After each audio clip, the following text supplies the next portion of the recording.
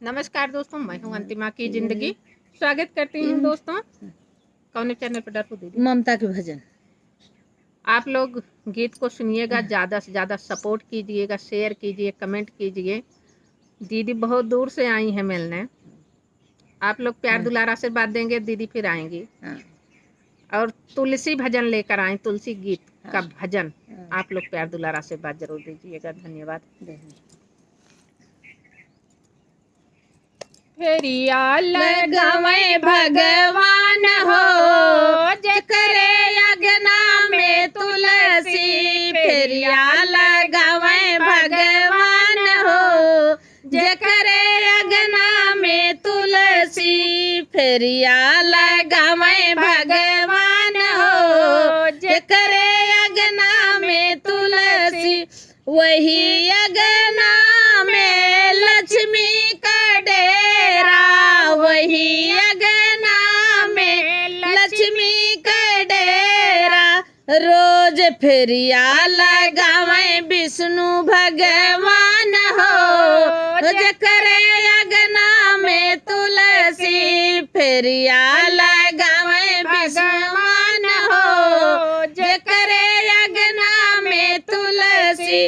वही अगना में गौरा का डेरा, वही अगना में गौरा का डेरा। फेरिया लगावे महाकाल हो, जकरे अगना में तुलसी। फेरिया लगावे भगवान हो, जकरे अगना में तुलसी। फेरिया लगावे भगवान हो, जकरे अगना में तुलसी।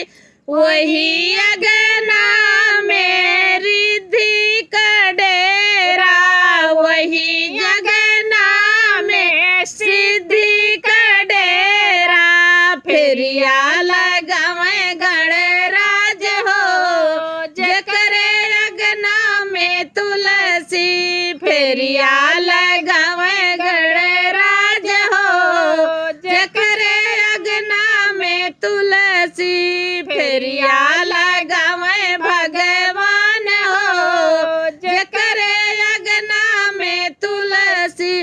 वही अगना में राधा का डेरा, वही अगना में रुक्मिणी का डेरा। फेरिया लगावे कृष्ण भगवान हो, जकरे अगना में तुलसी। फेरिया लगावे बलराम हो, जकरे अगना में तुलसी। फेरिया लगावे भगवान हो, जकरे अगना में तुलसी। फेरिया लगावे भगवान हो, जकरे अगना में तुलसी। वही अगना में सीता के डेरा, वही अगना में सीता के डेरा। फेरिया लगावे श्री राम हो, जकरे अगना में तुलसी। फेरिया लगावे श्री राम हो, जकरे अगना में तुलसी। बोलो तुलसी मैया की जय। दोस्तों, हमारा ये गीत कैसे लगा कमेंट में बताना, भरपूर सपोर्ट करना, प्यार आशीर्वाद दुलार भर भर के देना दोस्तों।